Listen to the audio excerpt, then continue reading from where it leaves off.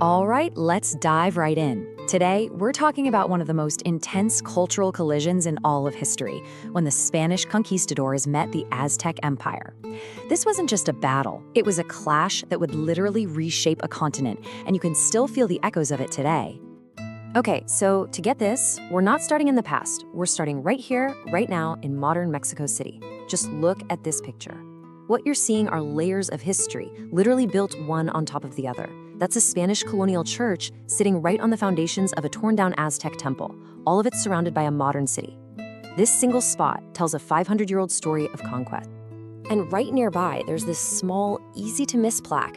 It marks the exact spot where the last Aztec emperor was captured, and the empire officially fell to Hernán Cortés. The words are just chilling. The place where the slavery began. This shows you this isn't some dusty old history. It's a living, breathing memory that's part of Mexico's identity today. So what happened here was way more than just a fight over land or gold. It was a collision between two totally different ways of seeing the world, of understanding reality itself. It was a clash of worldviews. So what's a worldview? Well, think of it like the operating system for an entire culture. It's the lens they use to make sense of everything. You know, the big questions. Who are we? Why are we here? How does everything work? And as we're about to see, the Spanish and Aztec lenses could not have been more different. And that gets us to the core question for today, and it is a huge one. To figure it out, we're going to look at how the conquest totally shattered the Aztec worldview. First, by going after their gods, and then by completely rewriting their entire economy. Let's start with the first major shock to the Aztec system, the full-on attack against their religion, which was, the absolute foundation of their whole society. After their capital city was rubble and their leaders were gone, a lot of Aztecs just felt lost. Their priests had promised them that the gods would give them victory. When that didn't happen, it sparked this massive spiritual crisis. This poem really captures that feeling of absolute despair, the sense that their gods had just left them. And into that spiritual vacuum, a new religious force arrived, just 3 years after the conquest. These guys show up, Franciscan friars. They were Catholic missionaries, and they had one single-minded goal: to completely erase the old Aztec religion and replace it with Christianity. And they had a playbook. It was methodical, and frankly, it was ruthless. They started by taking the kids of the Aztec elite and teaching them Christianity, basically turning the next generation against their own parents' beliefs. Then, they used those same students to help tear down the temples. They burned priceless Aztec books, these things called codices, wiping out centuries of knowledge. The goal was to leave nothing behind. But Aztec culture didn't just vanish. And this is what's so fascinating about what we're seeing here. This tells a story of survival. On the left, that's a traditional Aztec shield. Beautiful, intricate featherwork. On the right, that's a cover for a Catholic chalice, the cup used in Mass. But look closer.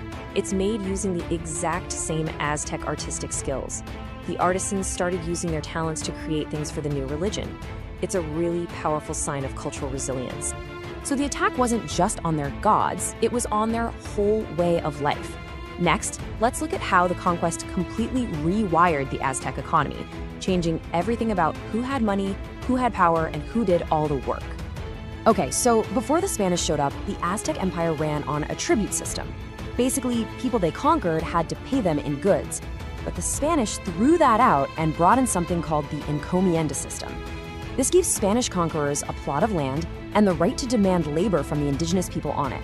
So you see what happened? The flow of wealth completely flipped. Instead of flowing to the Aztec capital, it was now sucked out of the land and sent all the way across the ocean to Spain. And this created a whole new social ladder. At the very top, you've got the King of Spain, taking his share. Right below him, the Spanish governor, and the Spanish settlers who got these encomiendas. And where are the Aztec people? All the way at the bottom, forced to do all the hard labor in the fields and the mines. Now, here's the crucial part. On paper, the system said the Spanish landowners were supposed to protect and teach Christianity to the Aztec workers. But in reality, with the Spanish king thousands of miles away, there was no one to enforce that. The system became a brutal form of forced labor. It was, for all intents and purposes, slavery, and it led to just unbelievable suffering. The story of the Aztec worldview getting crushed it's a dramatic one, but it's not unique.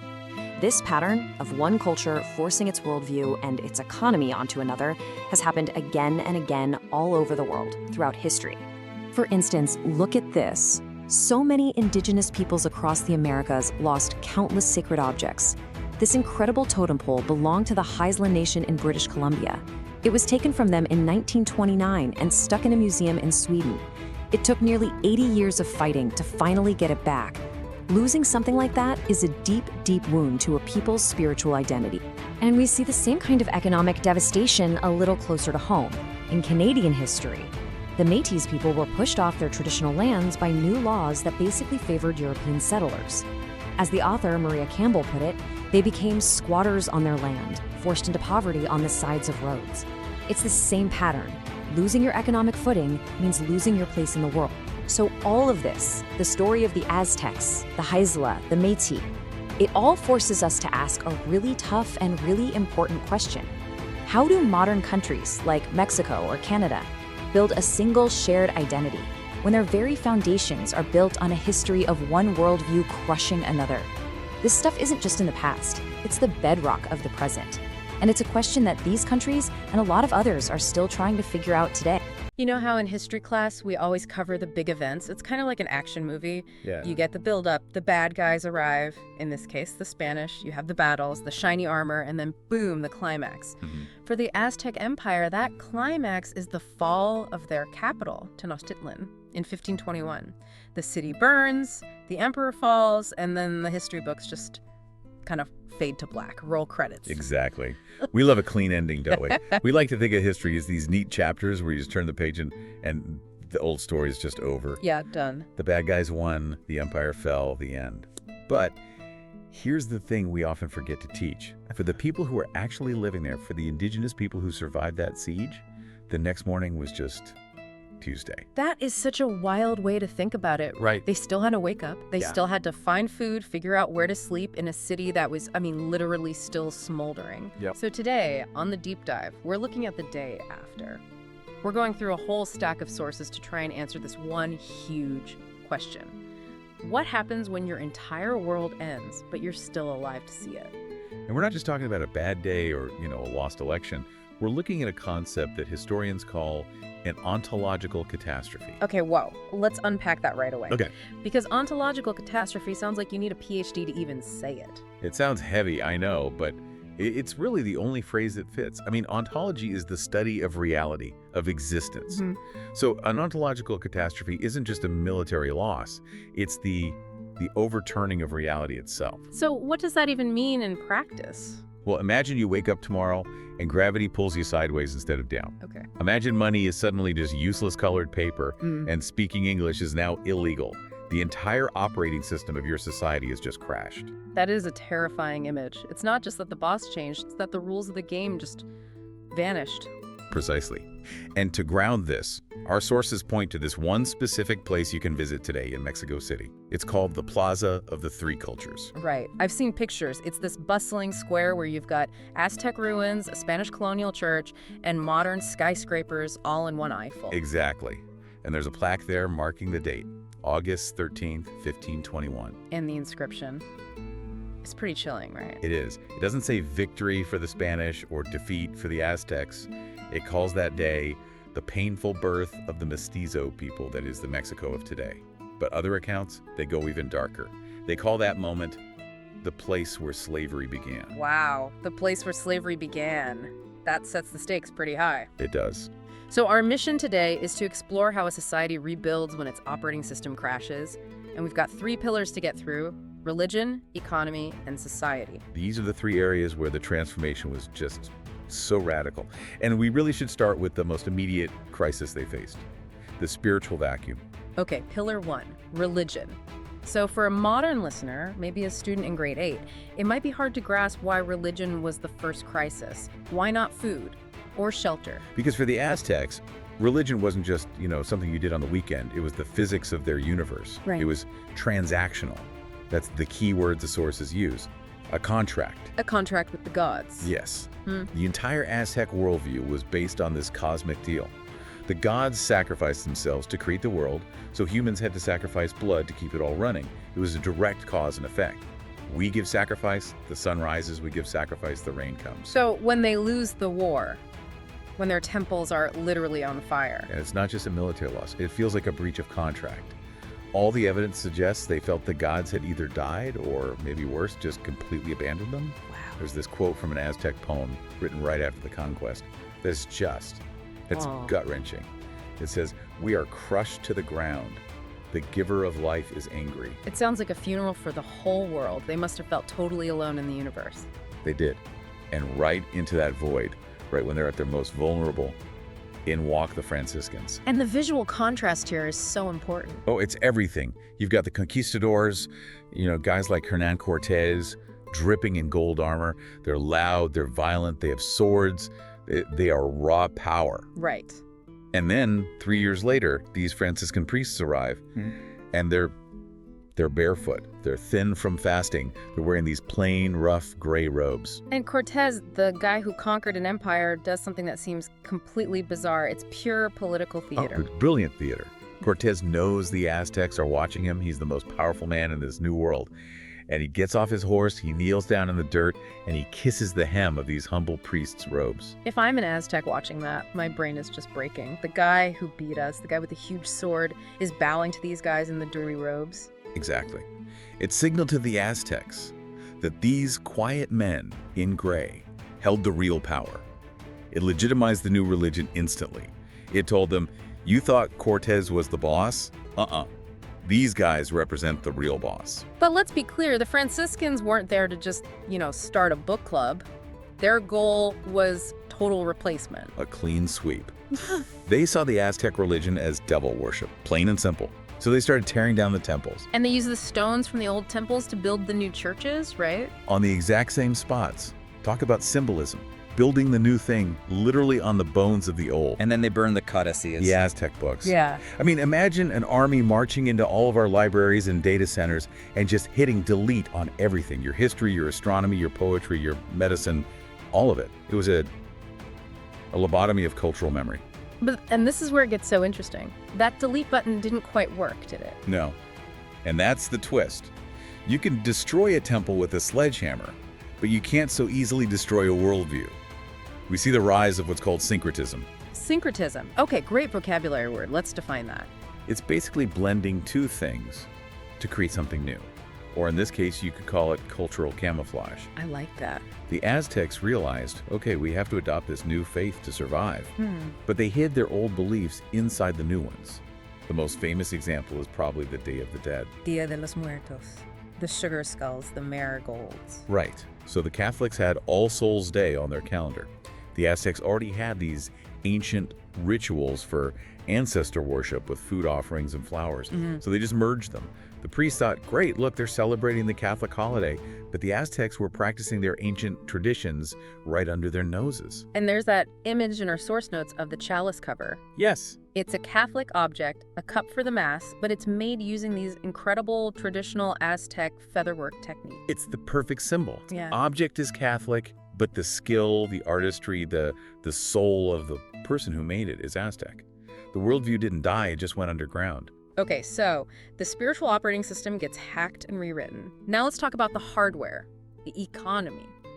The sources use this great metaphor of the wheel versus the ladder. Yeah, this really helps visualize the shift. The Aztec economy was like a wheel. Tribute and wealth flowed into the center, Tenochtitlan, but then it circulated back out within the empire. It kept the whole society turning. And the Spanish brought a ladder. A ladder that went straight up and out. The whole point of the Spanish economy was extraction. Take the wealth from the bottom and send it up the ladder back to Spain.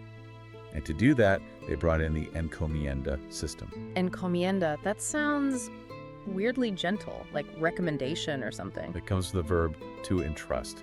And on paper, it sounds almost reasonable. A Spanish settler gets a grant of land and the indigenous workers on it. He's entrusted to protect them and teach them Christianity. In exchange for their labor. Right. But in reality, It was slavery. it was slavery with better PR. It was absolutely brutal. We're talking working people to death in mines and fields. And this brings us to the whistleblower, because not everyone was okay with this, even then. Bartolomé de las Casas. He was a priest who was part of the early conquest, but he was just horrified by what he saw. He went back and reported to the King of Spain that 15 million people had died in 50 years 15 million. from disease and this forced labor. It's just a catastrophic number. Yeah. And the thing is, King Carlos I actually listened. He was moved by these reports, and he banned the encomienda system. He banned it, so problem solved. Not quite. And this brings us to what you could call the slow email problem of the 1500s. Right, the latency issue. Exactly. Sending a letter from Spain to Mexico took months. Getting a reply took months more. So Cortés gets this direct order from the king, stop the forced labor. And Cortés uses this very specific legal maneuver. He says, I obey, but I do not comply. I obey, but I do not comply. That is the ultimate bureaucratic power move. It is. It basically means, I respect your authority, your majesty, but you're very far away and you don't understand what's happening here. If I stop this, the whole colony collapses. So I'm going to respectfully ignore you until I can explain why you're wrong. And because of the communication lag, he could keep the system running for years while the letters just went back and forth across the Atlantic. Exactly. It shows how distance just allowed this brutality to become locked in. Now, for our Canadian listeners or students studying Canadian history, the sources make a really interesting comparison here to the seigneurial system in New France. Oh, right. In Quebec, the land system along the St. Lawrence. Structurally, they seem kind of similar. You have a landlord, the seigneur who gets land, and tenants, the habitants who work it. But the difference is so crucial. The seigneurial system was a hierarchy between French people. The encomienda was based on racial exploitation and extraction. The level of brutality was just. It was exponentially higher in Mexico. Okay, so we have a spiritual vacuum filled by a hybrid religion, an economic wheel turned into an extractive ladder. Now let's hit the third pillar, society. And this is where Cortés gets into what I can only call radical social engineering. It really was. Cortés looked at his men, these rough soldiers who just wanted to grab gold and go back to Spain rich, and he realized, that's a problem. I don't have an army, I have looters, I need a colony, I need stability. So he played matchmaker. He played forceful matchmaker. He passed a marriage law. The rule was this: any Spaniard with an encomienda, so a land grant, had to have a wife within 6 months. And if your Spanish wife wasn't there with you, you had to marry an indigenous woman. And the penalty if you didn't. You lose everything: the land, the wealth, the status, all of it. Talk about high-stakes dating. But the goal wasn't romance. No, not at all. The goal was to force the Spanish to put down roots, to stop them from just looting and leaving. But the unintended consequence, or maybe it was intended, who knows, was the creation of an entirely new people. The mestizo. The mestizo. Mixed race. And again, looking at the roots of the word, mestizo comes from the Latin mixtus. It's the exact same root word as metis in Canada. Right, the Metis people. A distinct culture born from European and indigenous ancestors. Exactly. And this one decision, this law by Cortés, it basically created the biological foundation of modern Mexico. Today, something like 60% of the population identifies as mestizo. But at the time, this wasn't some happy melting pot, was it? We're not talking about everyone just holding hands and singing. Oh, far from it. This created a very strict caste system, a hierarchy based on bloodlines. At the very top, you had the Peninsulares. Those are the Spanish who were actually born in Spain. Right. The pure Spanish, they had all the top jobs, like the viceroy. Below them, you had the Creoles. These are people of pure Spanish blood, but they were born in Mexico. And just being born on the wrong side of the ocean knocked them down a peg. It did. The king didn't fully trust them. He thought, you're too connected to the colony. So even the wealthiest Creole landowner could never be the top boss. And then at the bottom, you had the mestizos and the indigenous peoples. And this structure, this layer cake of resentment is what eventually blows the whole thing up, isn't it? It's the seeds of the revolution. You fast forward 300 years to 1821, the Creoles are fed up with being treated like second-class citizens by the Peninsulares from Spain. But they can't kick them out by themselves. They can't. They need the mestizos and the indigenous people to fight with them. So the very groups that the system tried to keep apart end up joining forces to break the system. Exactly. And that is how Mexico becomes an independent nation. It's just fascinating how these patterns repeat. You mentioned worldview conflict earlier. The sources bring up some really powerful comparisons to show this isn't just a Mexican story. It's a universal story of contact and conflict. I mean, the sources mention the Heisla totem pole. This is a totem pole from British Columbia that was literally cut down and taken to a museum in Sweden in 1929. That's just theft. It's cultural theft. And the logic is the same as the Franciscans burning the codices. You take their sacred objects, you weaken their connection to their own history. But, and here's that resilience again, the Haisla people fought for decades to get it back, and it finally returned in 2006. It shows you can interrupt a worldview, but you can't just delete it. And it's the same with the Métis road allowance people in Canada.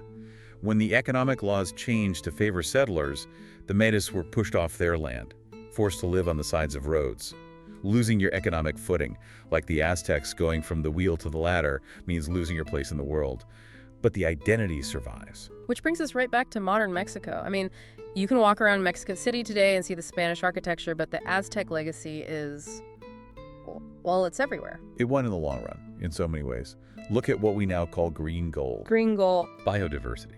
Avocados, corn, chocolate, vanilla, chilies. These were the things the Aztecs valued. Cortés wanted the yellow metal gold. But today, Mexico's economy and its global influence are so heavily tied to that green gold, the world eats an Aztec diet.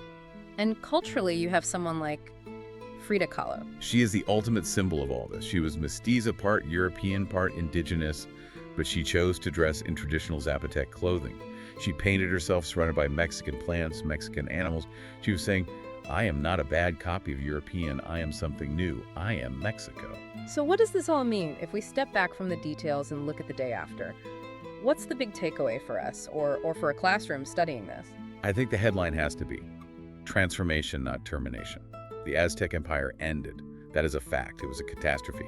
But the Aztec worldview didn't die. It was forced underground and mixed with the invaders' culture, and it transformed into something new and resilient. Which brings us to a really provocative thought to end on. The sources pose this moral dilemma about that marriage law. Yeah, this is a tough one. That law, Cortés passed, forcing soldiers to marry indigenous women. It was coercive. It was sexist. It was born out of complete domination. But without it, would modern Mexico even exist? If the Spanish had just remained a completely separate ruling class, totally segregated from the indigenous population, you might have had a society that was permanently divided. Two nations sharing one soil, but never ever mixing. So, did a bad act accidentally build the bridge that allowed a new nation to eventually form? That's the uncomfortable question that history forces us to ask. It reminds us that the day after the apocalypse, it isn't the end of the story. It's just the messy, painful, complicated beginning of the next one. That is a lot to think about. Whether you're a teacher trying to explain this to 8th graders or just someone trying to understand the world, that's a powerful lens. Thanks for taking this deep dive with us. Always a pleasure. We'll catch you on the next one.